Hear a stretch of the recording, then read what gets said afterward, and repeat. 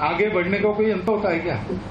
इतना आगे जिसका कोई छोर नहीं, जहां पूर्णता ही मर्यादा हो, सीमाओं की डोर नहीं। विकास एक ऐसी चीज है, यहां तक विकास करना सोच के विकास किया, वहां गए, वहां पहुंचने के बाद दिखता है कि इसके भी आगे है, तो मनुष्य है लेकिन मानवता नहीं, इंसानियत नहीं है।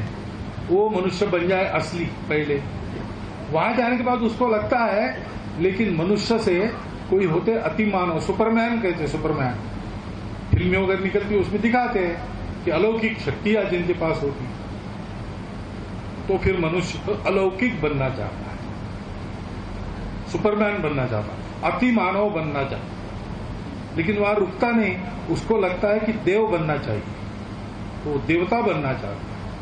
लेकिन देवता कहते कि हमसे तो भगवान बड़ा है, वो भगवान बनना चाहता है। और भगवान कहता है कि मैं तो विश्वरूप हूं, अभी तो आपको एक रूप में दिख रहा हूं, लेकिन मेरा जो सारे विश्व में व्याप्त ऐसा बिना आकार का रूप है, वो असली मैं।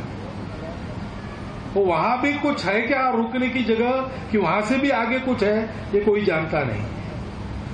ऐसे कह नहीं सकता, नहीं है ऐसे भी कह नहीं सकता। लेकिन एक बात जरूर इससे कहते लोग कि विकास का कोई अंत नहीं है,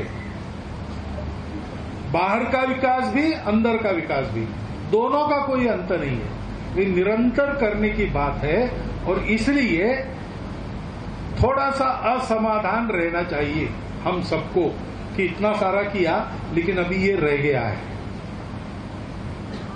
इसीलिए आपने कहा ना, मैंने कहा था आप सब जगह अपना काम कीजिए, तो मैंने क्यों कहा उस समय, क्योंकि सब जगह काम करने वाले लोग भी हैं हमारे। अशोक जी इधर काम कर रहे थे, और भी लोग काम करते, कल्याण आश्रम काम कर रहा था, अभी भी कर रहा है।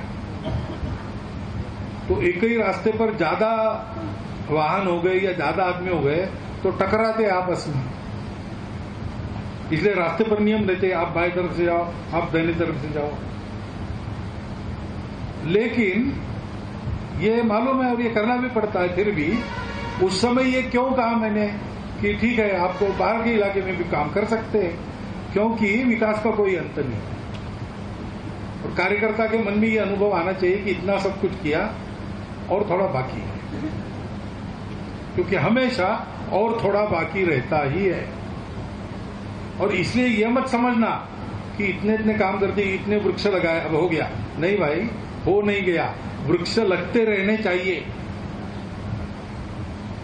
इतने लोगों को पढ़ाया, हो नहीं गया भाई, और नई पीढ़ी आएंगी, उनको भी पढ़ाना है। पढ़ाई सतत चलनी चाहिए, स्वास्थ्य की चिंता सतत करनी पड़ती है। ये सारे सतत करने के काम है, इनका अंत नहीं है।